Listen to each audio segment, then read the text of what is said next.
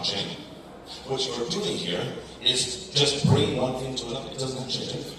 Right? So as we look at these products, these numbers a little bit out of date, I realized I didn't have time to fix it this morning, but if you look at this middle here, right, you've got a bunch of TVL, right, some holders, not very many OUSG, a bunch of TL, some holders, right? Now, the thing that is important about this, if you look at DeFi today, a crypto native product, like Maker, right, I guess it's called Sky now, that's how I did my slides, right? And then Petal here is another one, right? You can see here, the TVL is both much higher, and the user count is much higher. This is what real adoption looks like, right? This is what real usage looks like. Right? And so this is what we need to do. We need to think about this not as on-chain TradFi, right? But a new thing that takes the best of on-chain, takes the best of the TradFi, takes the best of crypto, and combines into something that new. Right? That's what we want here, right? And we need to focus on the attributes that are important for crypto, right?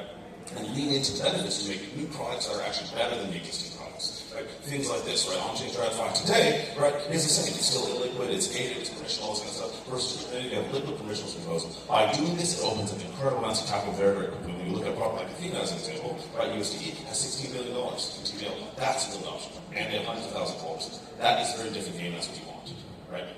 Now again, going into this number, right? Now how do you actually do this? By focusing on on-chain TradFi, by focusing on a crypto native version of RWAs, right? You get to this. This is sorting the different chains out there today, right? By number of holders, the number that actually matters, right? If you look at this, of course, Plume's at the top here, with over half of the market in its entirety on Plume. So over 50% of the entire market is in one place. We have more users for RWAs than every single chain on this table combined, right? So we've only been on for 2 months. Right? So by focusing on changing dynamics of how people use these assets, you get real user real adoption. And that's what it's all about. Right? Having a big fund with some money is great. Having fun with users and money is much better. Right? And again, going into this is our focus. We focus on making assets crypto native.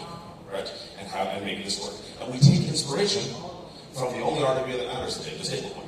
Right? Every RWA today is nominal and small in comparison, right? And the reason why it's called RWAs go to zero is because when we talk about stablecoins as an example, we just call them stablecoins. We don't call them RWAs, right? Because the name is a descriptive name. It tells you what this is. An RWA today is a basket of anything. It can be Pokemon cards, it can be watches, it can be wine, it can be stocks, it can be equities, it can be bonds. It doesn't make any sense. There's no world and no category ever where you put all those things together.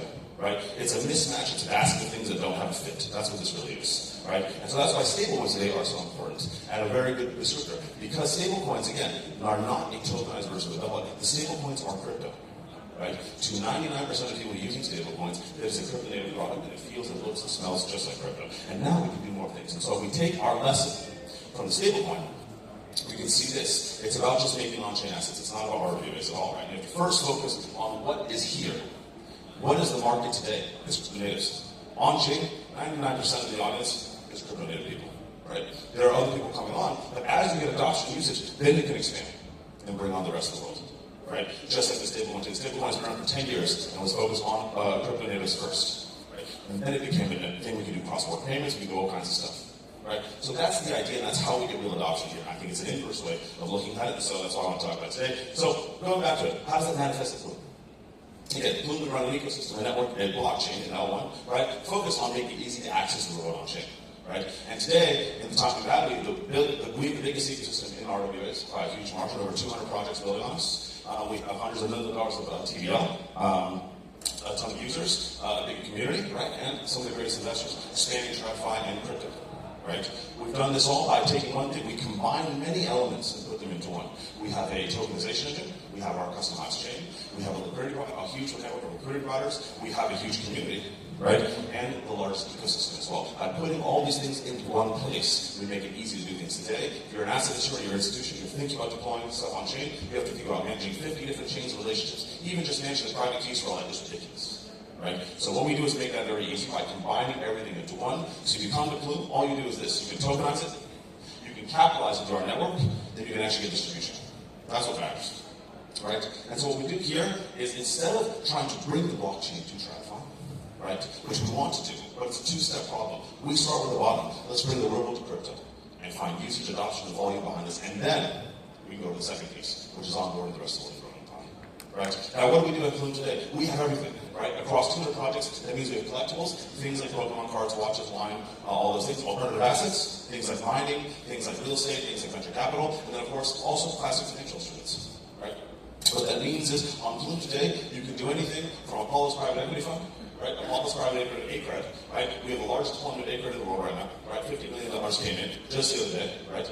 And so not only do you have the highest quality financial instruments, and a highest quality asset that's from one of the biggest asset managers in the world is a $700 billion asset manager, right? You can also buy Durians, right? So if you're interested in Durians and Durian farms, you can also invest in these. So that's the idea. It's a mix of everything. It is a marketplace where you can interact and deal with anything and everything in the world through a couple clicks of a button. That's what this is, and that's what we're doing here, right? And so again, what you do on Plume today is what you do in the real world, and what people are doing, right? You hear earn, you hear trade, you hear speculate.